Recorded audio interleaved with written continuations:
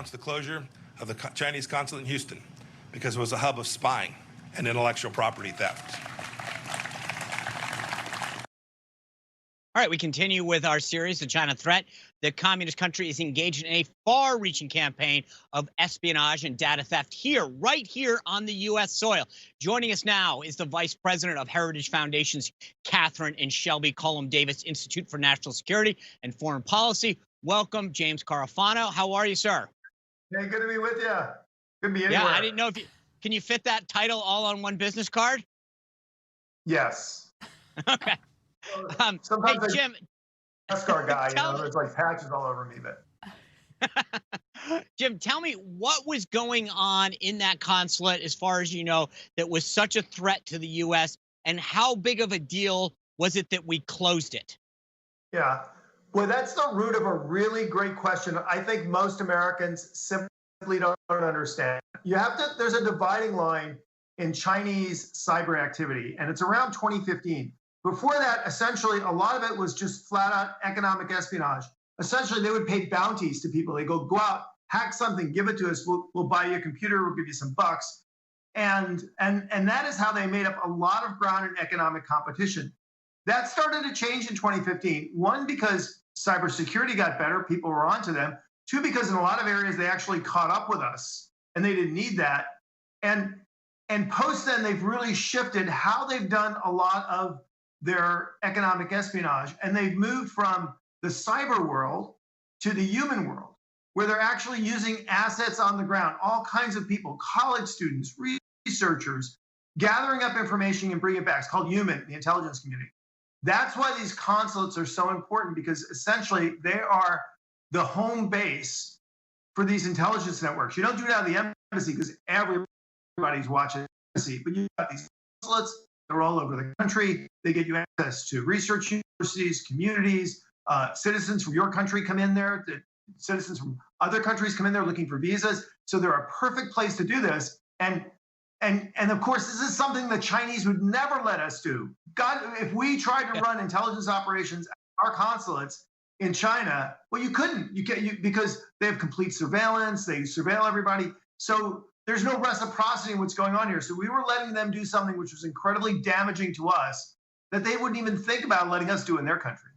And we saw this in San Francisco as well, what you're mentioning. The consulate there was harboring this Chinese researcher that was a scientist. Do you think that we should be shutting down more Chinese consulates? Well, you kind of caught them at this game. It's going to be much more difficult for them to run operations out of consulates in the future. The Chinese are adaptive, just like they shifted in 2015 from kind of the Wild West of cyber activity to bringing all their hackers under military control, using them much more strategically. The Chinese will move on, and they'll find a different way. That's why this issue about Huawei and ZTE and TikTok is so important, because that's really the next phase of Chinese information warfare activity against the United States. So, Jim, let me ask you a question when it comes to China. In most of these countries that we have diplomatic relationships, it's mutually beneficial. We get something, they get something. With respect to China, we get cheap goods, they steal our intellectual property, they send us a virus, and they lie to us. What do we get from them for real that makes a relationship worth it? That's why I think that reciprocity is a key instrument of foreign policy that this administration has introduced. Administrations basically said, look, let's avoid confrontations with China. Let them rise. As they rise, they'll normalize. They'll become a normal nation. They'll become a net contributor. Let's not make them angry. Let's not be contentious with them. And what we did is created a massive amount of space for the Chinese to run wild. And what the administration has done is flip that whole proposition on its head. It goes, look, the way you get to stability and decent relations with China is not by ignoring their behavior. It's by challenging their bad behavior. And reciprocity, which essentially means it's like the golden rule. Dude, we're going to treat you the way you treat us. And that has been the basis of normalizing relations with countries for centuries. It's a fundamental of statecraft. And it's incredible that this is the first president that just decided to follow the most proven instrument of statecraft in all of history. All right, well, we only have a minute left, so sorry to give you a short time on this, but what do you think the next step should be for the U.S. government to hold them accountable and to protect our democracy?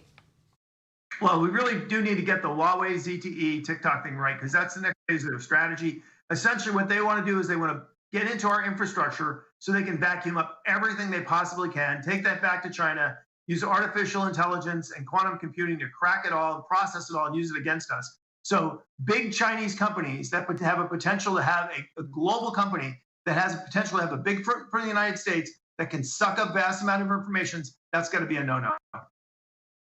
Jim, I want to thank you for sharing insight. It's such important and to giving our audience a better understanding of the threat that they pose to us. So thank you for your time. I appreciate it. Hey, thanks for having me, guys. All right, guys, when we come back, why China's aggression on the South China Sea should be seen as a direct threat to all of us. Stick around.